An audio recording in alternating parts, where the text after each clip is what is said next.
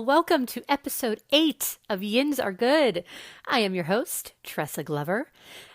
I hope Yins are doing well. And if you're not, if you're having a rough day, I think you've come to the right place. I think this episode is going to lift you up and make you smile. I have 2 interviews, actually, to share with you today. The first is with Jessie Deskater, one of the organizers of the Northside Holiday Market, which is now underway. So we're going to learn all about that.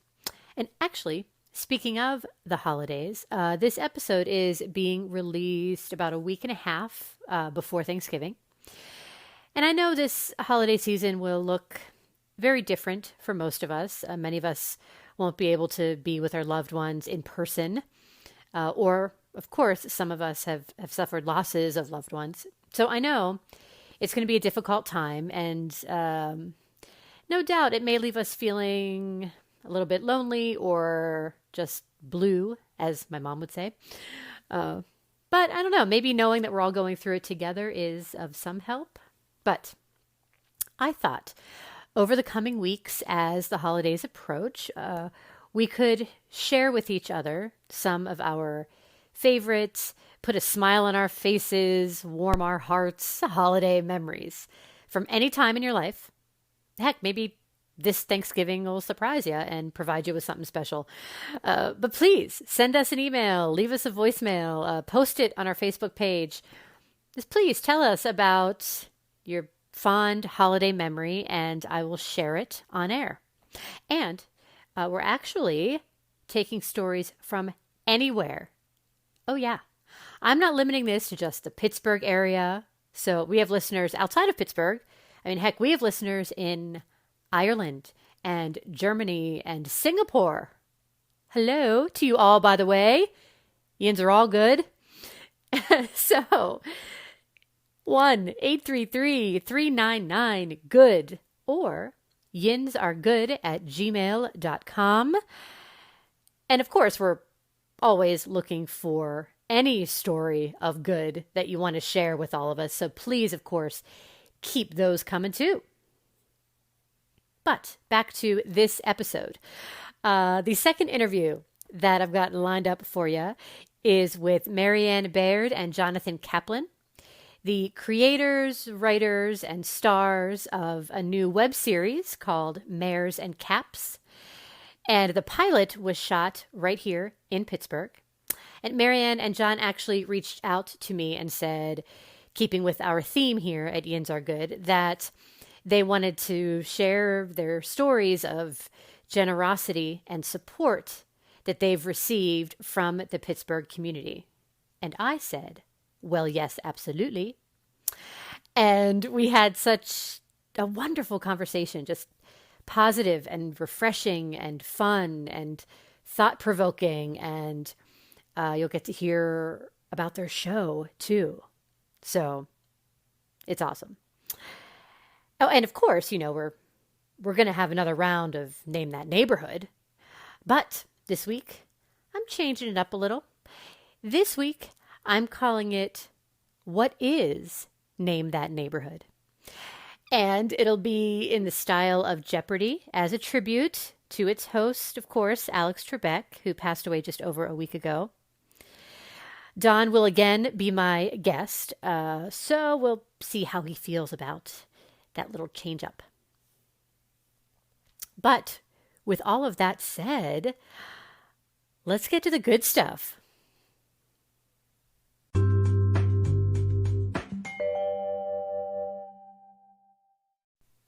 And here is my conversation with Jessie from the Northside Leadership Conference, and they're the ones who host the Northside Holiday Market.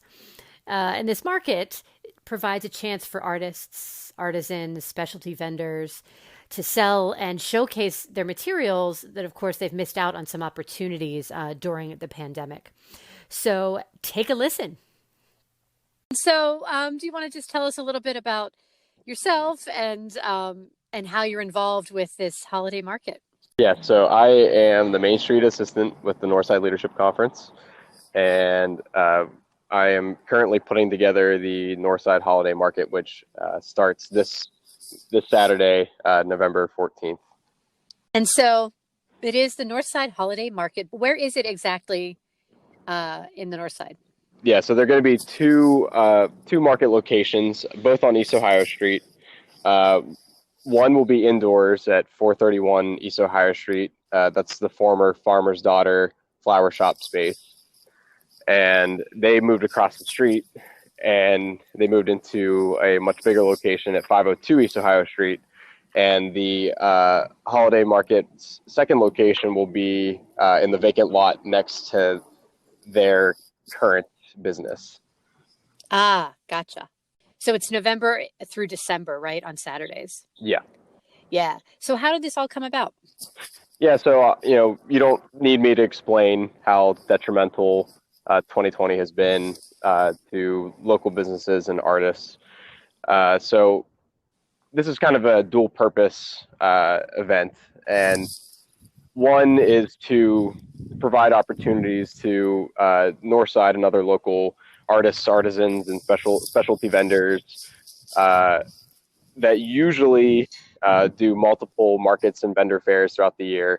This is an opportunity to give them, a space to sell and showcase their work where otherwise they missed out on pretty much all their usual opportunities.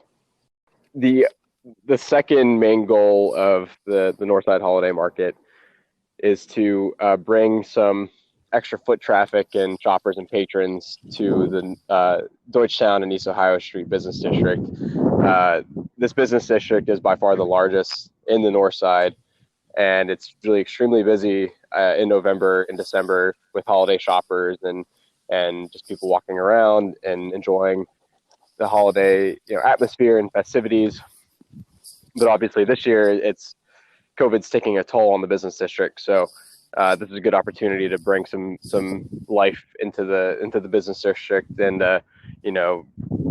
these businesses definitely need people's help.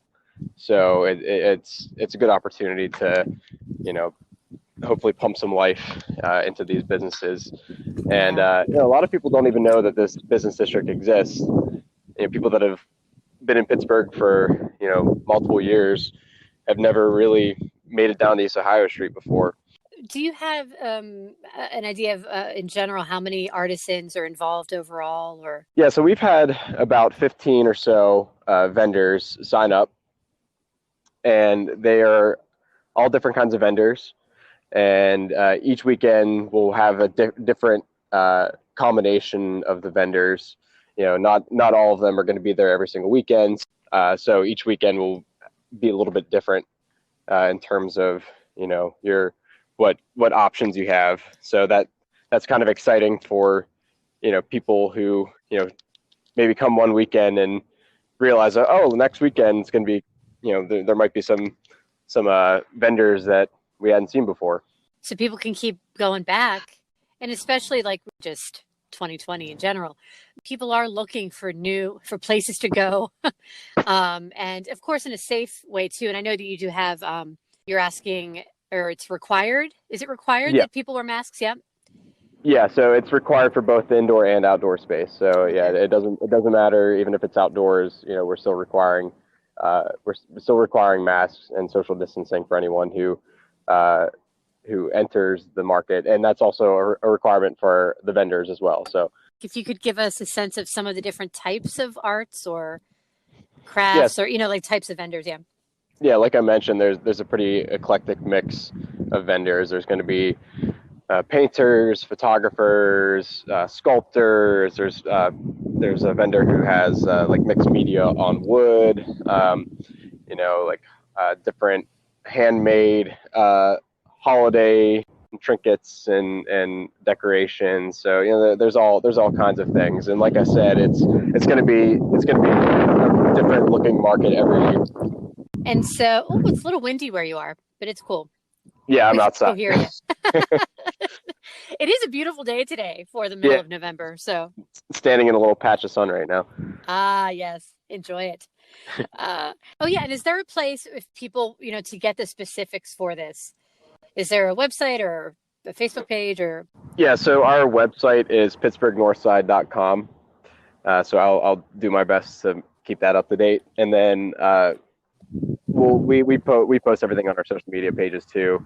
So we show up as Pittsburgh's North Side on Facebook, Twitter, Instagram. Very cool. And is there anything in particular or about this market that you're the most excited about? Is there something that, or at least, or maybe thinking about, what are you hoping for this? Just really hoping that this gives people something to remember. It's obviously been a difficult year, so it gives people something to look forward to. And then, like I said, a huge goal of this is to get people out to some of the local businesses that really need help. And just hearing back from businesses about efforts like this, and seeing like some positive returns, and seeing how it's actually making a difference and keeping them afloat and actually helping them keep their lights on. I mean, that makes all the difference. And so, and then this market is actually hosted by the Northside Leadership Conference. Yes. Yeah. So do you want to tell us, take a second, tell us a little bit about who they are, who you are? So the Northside Leadership Conference is the Community Development Corporation for the Northside. It's a little complicated to explain because we wear a lot of hats. We do real estate development. We have a partnership with Allegheny General Hospital and do different health and wellness initiatives. We just recently partnered with the Census Bureau to do census awareness push to help get people signed up for the census. We do business development. And one of the main things that we do, the general public would be familiar with, are our events, which this year was a very unique year, and a majority of them did not happen. But we usually do the Deutschtown Music Festival and Northside Sandwich Week, Northside Mardi Gras. We do a bike brewery tour. I mean, one of the best features of Deutschtown and East Ohio Street, and honestly just all of the Northside business districts, are that a majority of businesses are locally owned. Lots of mom and pop shops, a lot of legacy businesses that have been here for decades. So we have a very, small town energy and vibe on the north side. And it's like every other business district, the north side also needs, help from the community. So we're just really excited to see some extra people walking down the street, and hopefully we're just really hoping that people who visit the market find some awesome items at the market, and maybe find some new favorite artists, and then also hopefully find some new favorite restaurants or bars or shops on the north side. And I plan on being there probably more than once, so I'm so excited. I just have enjoyed talking to you so much. And I appreciate you having me on.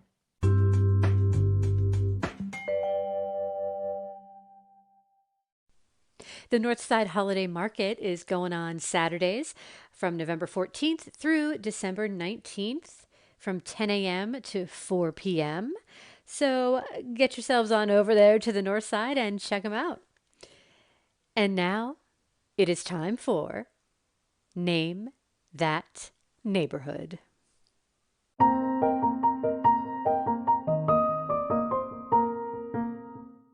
Hi, Don.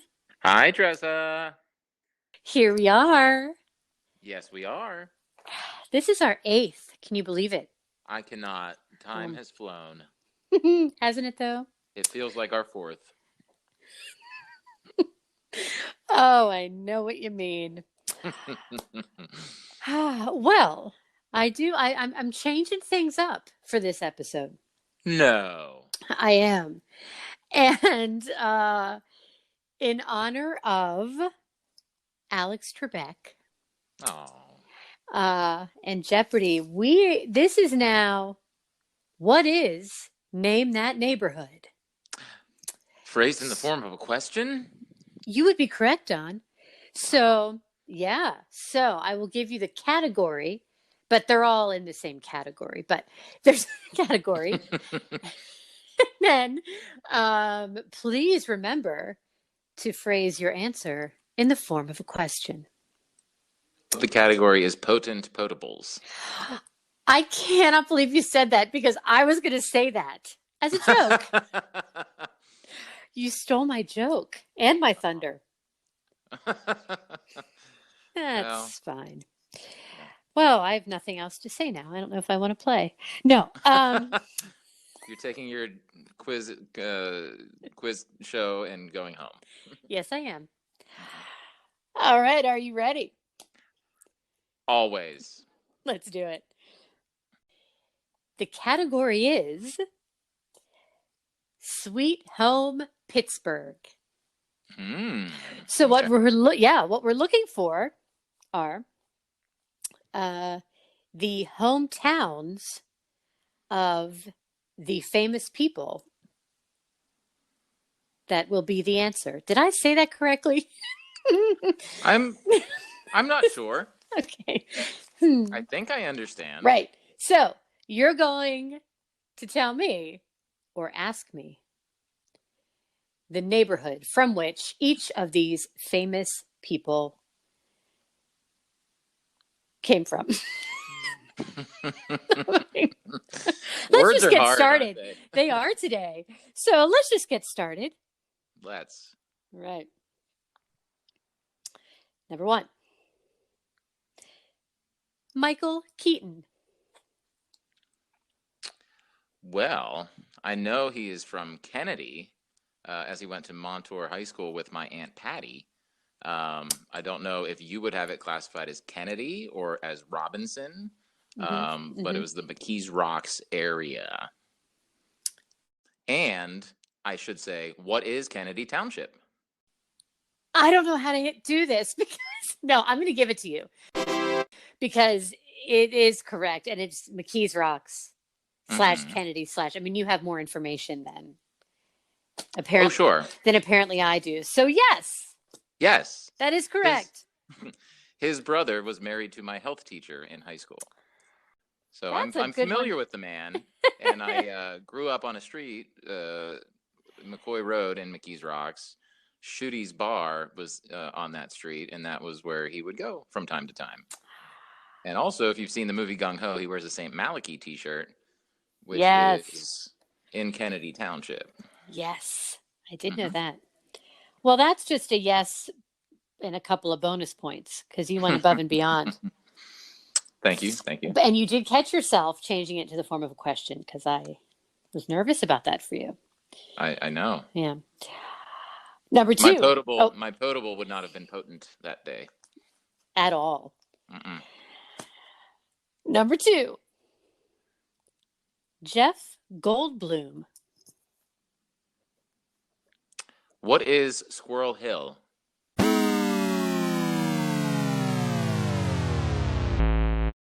No. Oh. It's not Squirrel Hill. But I think I thought that too. West Homestead. Really? Yeah. Okay. I mean, I knew he was from the area. Yeah. That's good. That's good. All right, that's okay. Are you ready? Number 3? Yep. Tamara Tooney.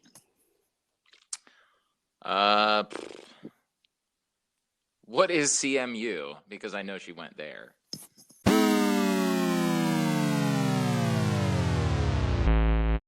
Oh, that is good, but I can't really give it to you. Oh, I know. I have zero clue.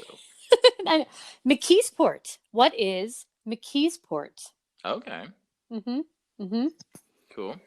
And for those who might not know who Tamara Tooney is, she was the coroner on Law and Order SVU.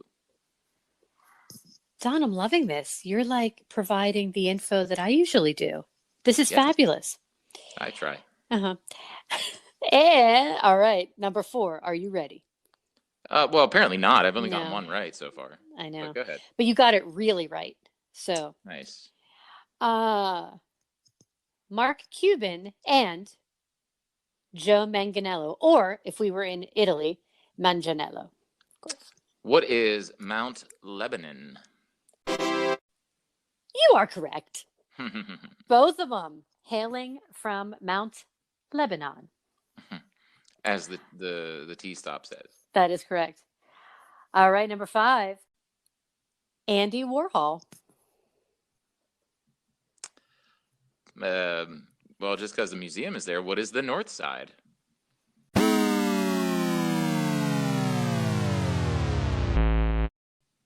No! I never thought of that it could be in the neighborhood. He's from Oakland. Oh, okay. Oakland.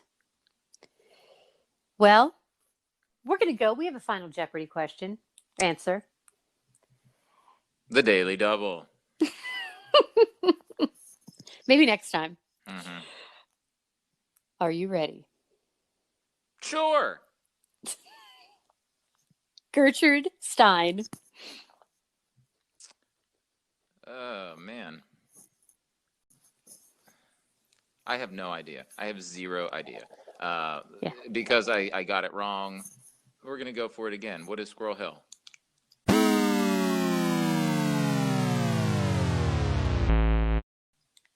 Oh, no, but I like that guess. Funny enough, so Allegheny City, but that is now the north side. Aha. So Allegheny City was absorbed by the city of Pittsburgh in 1907 and is now what we refer to as the north side. But technically then it would have been Allegheny City is where she was born. Wow. Who knew? Well, Who you knew? Did, apparently, not me. Well, did you know that there's a play called Gertrude Stein, Gertrude Stein, Gertrude Stein? no, Yeah, it's a one-woman show. really. Uh-huh. I assistant directed it in college. I have to check it out. Yes. Well, thank you for playing the modified Name That Neighborhood. Sure. For playing and losing the modified Name That Neighborhood. Yes. Yeah. Mostly the losing. Yeah. I feel like there should be one final wah, wah, wah sound. Oh, I can do that. Yeah, I know you will.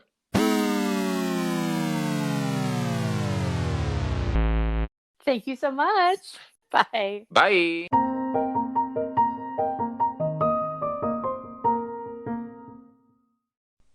And now on to my interview with Marianne and Jonathan of the Mares and Caps web series. And you'll hear them refer to Carrie Collins, and she is a Pittsburgh-based producer, and also Steve-O Paris, who is a Pittsburgh-based director. And without further ado,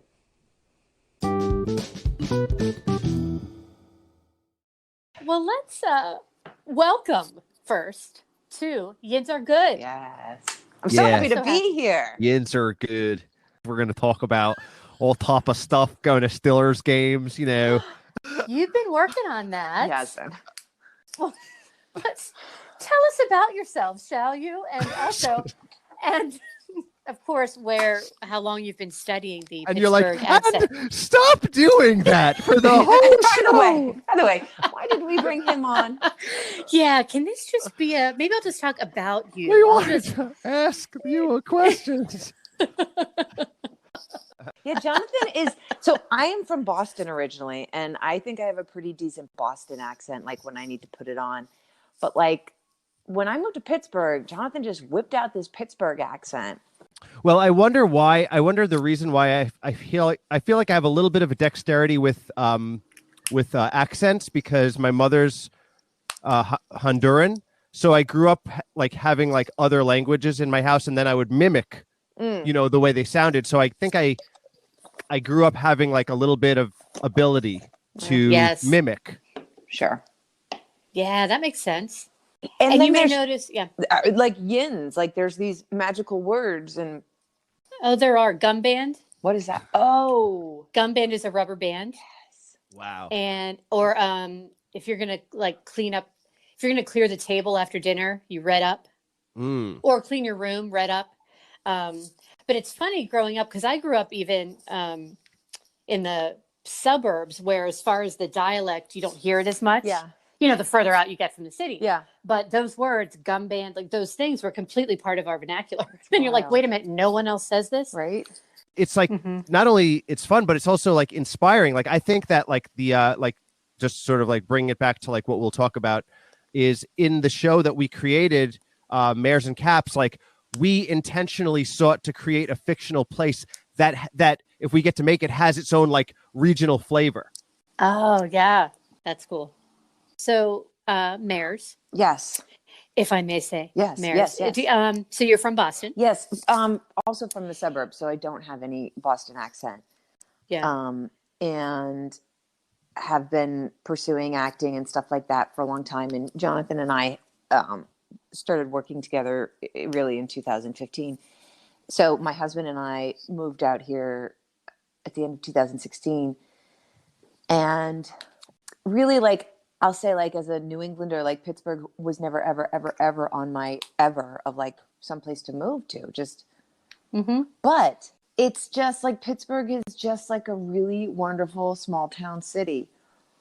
And, you know, the thing that we'll talk about today is how wonderful there's this incredibly rich community of people who are not douchebags. Like, they care. Like, there's a genuineness. Like, Boston people, myself included, like, or maybe it's just me, I don't know, can be full of like a lot of like airs and like, you know, not easy to get to know, or you know, a new person's in town, ooh, competition. I mean, there's always that, but even still, like the actors and the creators and the people that came together to put our show together, really based on just like some beginning relationships, namely Carrie Collins, like really like jumped in and helped us lead this whole thing. She's amazing. She's amazing, and it blows my mind. I was going to ask actually, because Mares and Caps is a Pittsburgh-based story. So what actually made you decide to set it here? And then, of course, you know, to shoot the pilot here? Well, so in the show, the city that would be called Glitzburg, but obviously it's like, you know, we're just changing the first two letters of the city. Well, when we the place that we wanted to evoke was that had what felt like a local independent culture that was unique to, like, separate from like the mainstream. And I think that a lot of cities that aren't like New York, especially, you know, I'm from Long Island and I grew up around Manhattan and Brooklyn, especially at the time when Brooklyn was becoming the world's focus for what is quote unquote cool, you know, especially what's been sort of copy pasted onto other places to try to replicate like a hipster culture or a downtown thing. And at the same time, I had been touring. I used to tour in rock bands, and I would go to like these other like places to play that were just off the beaten path, and find that in the middle of nowhere there was like a vibrant like local scene that had its own sort of flavor and rules to it. And I've always been attracted to that.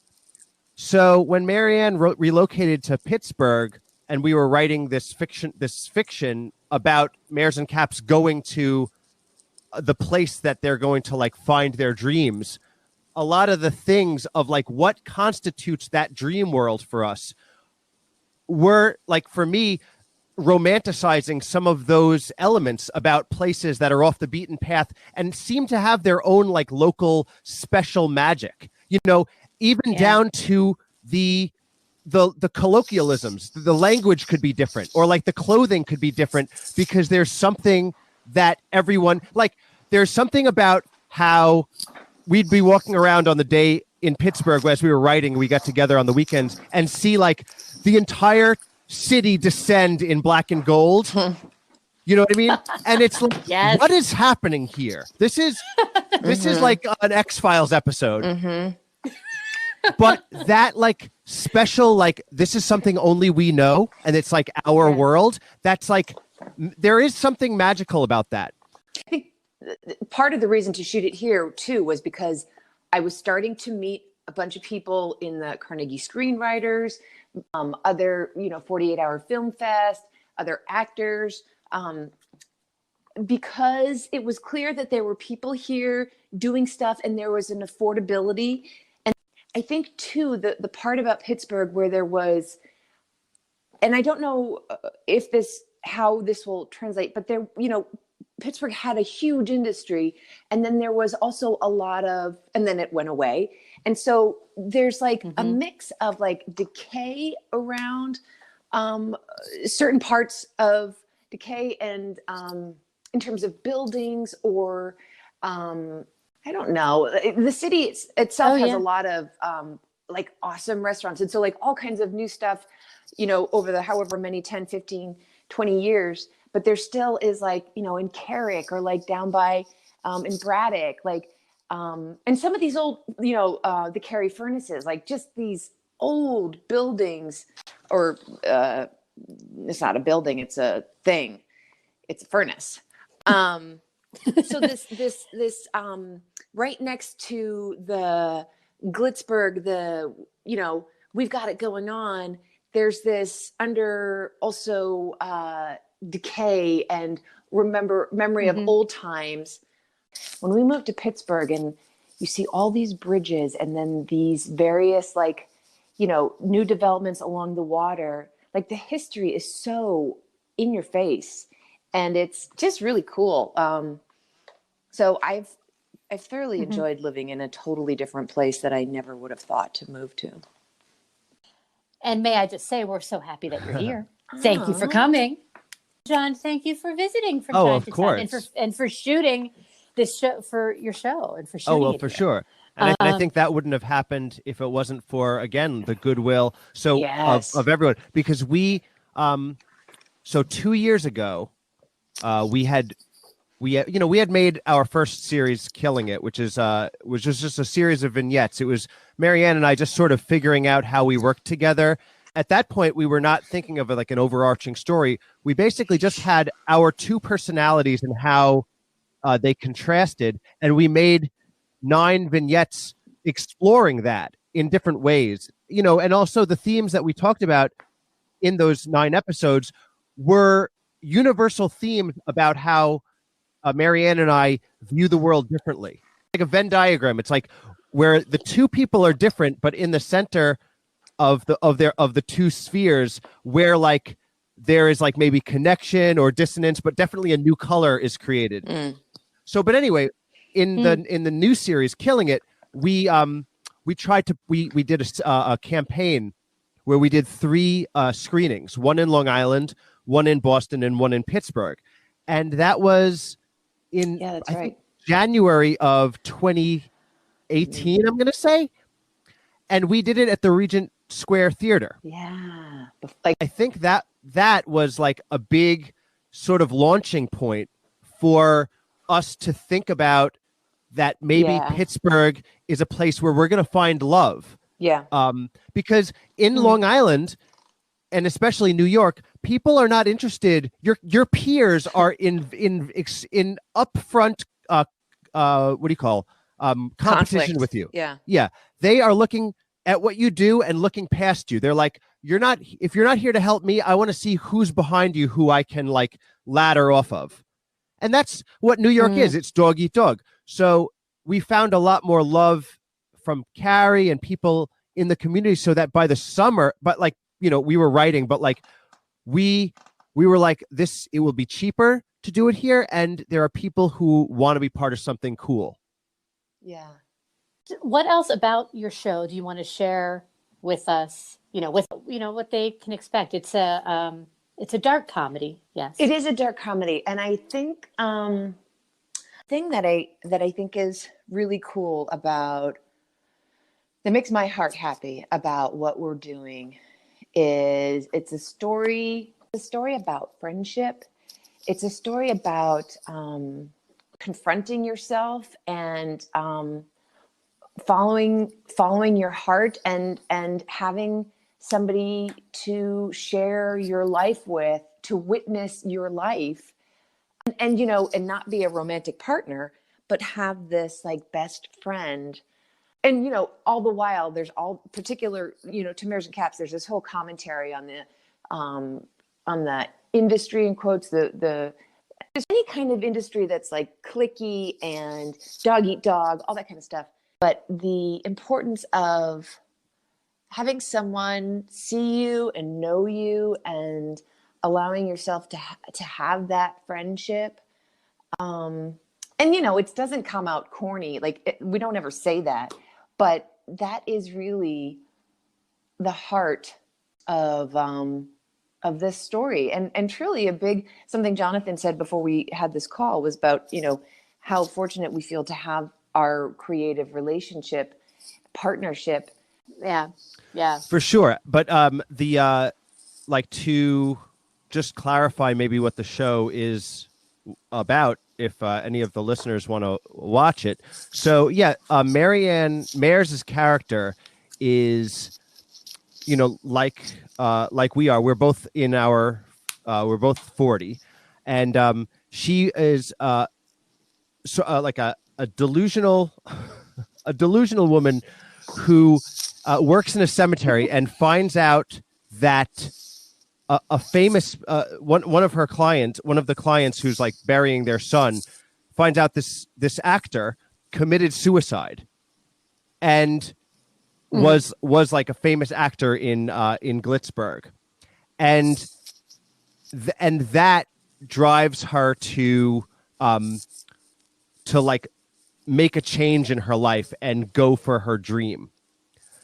And then she goes and convinces me, her friend, to like leave my life and follow on the journey. And in the story, we end up going to this like fictional city where sort of the inner drives that might not be so like Mayers's character's inner drive toward doing that. There's a lot of like selfishness. There's a lot of like vanity in there. And in the journey, we see that mirrored back at us in the way this world that we go to is the architecture of it. And then she's forced to decide like what are the actual values of her life and what is worth sacrificing. And of course, there's a lot of like humor, but like it is true that it's a dark comedy in that even the way that we present these images, we want to show the ugliness most matter-of-factly. Like the way Mayers, the character, behaves in that first scene, we hope like shows the audience what they're going to see. Like this is the kind of comedy we're telling.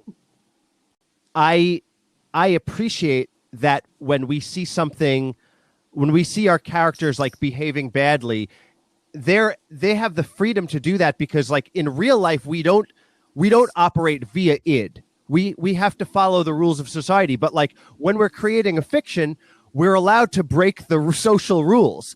And when Mayers does these like crazy things that you would never do in real life, it's like there's a part of all of our like jealous, like the evil insides of us that want to do the wrong thing. You know, and that's like what we get to indulge. Yes. Yeah. Yeah. And I've seen the pilot and it's hilarious. Thank you. I just got to put it out there for listeners. I mean, you're such talented folks and but in all of the ways and the writing and the performing, and you work so well together. But let's not bury the lead, Tressa. You're actually in the pilot. Tressa's actually the love interest of Jonathan's character, and she has an incredible little scene. You know, Steve Perry's was our director, and you know, I think you were the top name. He was like, "Oh, Tressa, I've worked with her on many projects. She's great." And I'm like, "Oh yeah." I think you and I had done that reading at that point with the Film Faster. I had seen or heard of you, yes, in some way. So I was so psyched to have you on board. You know, for a very small part, but you brought so much to it, and it was such a blast. I mean, working with you, everything about it. Awesome. That's what it's all about. You know, right? That's exactly. That's what it should be. Y'all. That's what it should be. Yeah. Right? Yeah, it's pretty great. Yeah. And that's from the top down. That starts with the two of you. True. And then when you have a director like Steve-O, but it's from the top down, and you set that tone, and allowed for it to be that way. I think it's really important too, because same with this topic of people being generous. I've been chasing this for a very long time, and the people that have given me opportunities or opened the doors, or just like, when I moved to New York, a friend of mine who I knew from Boston had a friend write a recommendation for me to get into the Williamstown Theater Festival. I had not met him. And that was just like a big thing at the time. And that was it. And then I was off, and then I was there. And then I had this next internship, and just like all these various things, like people help people. And I mean, they certainly can choose not to, but being an actor or being in the creative world is hard enough. Like, to have a set that you come to where you feel all like, I don't know, scared, or the people aren't nice. Like, what's the point? It actually feels very rare to find any type of helping hand often. I think that, especially for me, I tend to be very jaded and very, I guess, as a defense mechanism, negative first. Like, I think that, like, often it's like I tend to think like, oh, well, nothing good is going to happen. And it's like, if I lead with that, then I'm not disappointed when nothing good happens. Perfect. But, it's amazing. It's amazing when, like, I remember when we went to a coffee shop with Steve-O. Yeah. And we sat with him, and he had actually read our rough script. Yeah. And I was like, couldn't believe that somebody was actually meeting with us and excited about the thing that we had made, because it just seemed so incongruous. And then time after time, when good thing would happen because of these relationships and people wanting to be involved, like, it just creates like a wave of humbleness that you're like so grateful for the fact that anything good can happen. And I think even talking about having a friend, like, which is what our show, the core of it is about, having a friend. People throw around friend, especially in like the era of Facebook, where it's now like been around for like almost 20 years, that it discounts the quality. But like, when you think of like your actual friends and like the true relationships that are like that, it feels like a miracle that people can even be in your life like that. But I was going to back up too. It's, and I hope this doesn't sound like horn tooting, but it's like, we've worked really hard, and it's not that, if you do good, you're going to get good things. Although if you think like that, why not? But it's like, if you got to do the work. And I think, Mares has this idea of like, she wants to become famous for free. And I'll have to say, like, I have had that idea in parts of my life. Mares is based on, parts of me. And I have found over the years, like, nah, you actually got to do the work. And by doing the work, you learn and you grow and you meet people and this kind of thing. And so, this whole thing has been like a wonderful learning process and growing experience. And so by doing good work, by not cheating, you actually grow and build allies and then get stronger. And you can stand on your product and feel good about it. For sure. And just to give a shout out to another great Pittsburgh person who really did help us. So like, our script, Marianne talked about, working hard. Like, between Marianne and I, we probably rewrote the script just between us maybe 50 times. Like, so we got Jim Mercurio, who's a therapist, an author. Yeah. Who's an author and, a writer, to sort of be our arbitrator, and to like, he basically crash coursed us into like streamlining our writing, and was so helpful. And I met him in the Carnegie Screenwriters. Yeah. It's just like a very small city with lots of things that cross over, and lots of people and communities, and but also the people around, like just like who the people we've met in the city is, and to be able to, I don't know, like it's basically like be vulnerable with people, like get close, be honest. Mm-hmm. To be able to mine family stories, or that's the experiences. Like almost every one of Killing It's episodes were based on either some interaction, some thought that I was having, something that was going on, or Jonathan. But take all of that rich material of who we are and the life we live, and to write these stories that other people can relate to too. It's just like the greatest gift. It's true. There's so much more at the core of all of us. It's the same. And it's like by sharing these stories in whatever vehicle, whatever way we do it. Yeah. Yes. This is so awesome. This is awesome. Anything else you want to Well, I mention mean, or just share to with our audience? watch our pilot, which I'm sure you'll link in the show descriptions, and you can check all of our stuff out at maresandcaps.com. We will. Thank you. This Our- was such a love pleasure. fest. Thank you. Great. Thanks so much.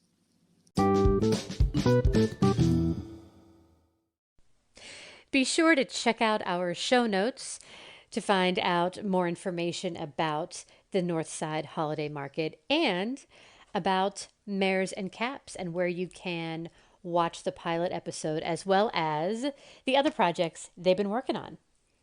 And that is going to do it for us here. Episode 8 of Yins Are Good. Thank you so much for joining us. Please send us your stories. We want to hear them. We want to share them. And until next time, be safe, be kind, be good. Special thank yous to Don DiGiulio, and for our fabulous artwork, Mike Rubino.